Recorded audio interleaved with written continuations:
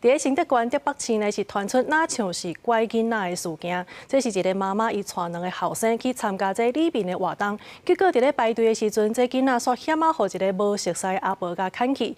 警方表示讲，即马已经有请当事人来说明状况，嘛照这规定来通报儿童的保护，后手会调监视器继续来追查。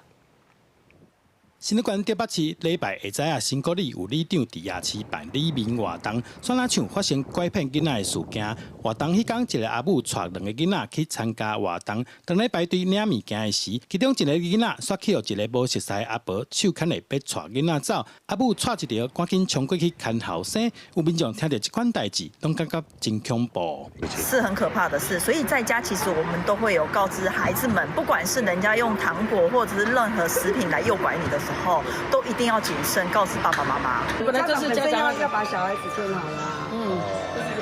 就在那边人很多，真的人很多。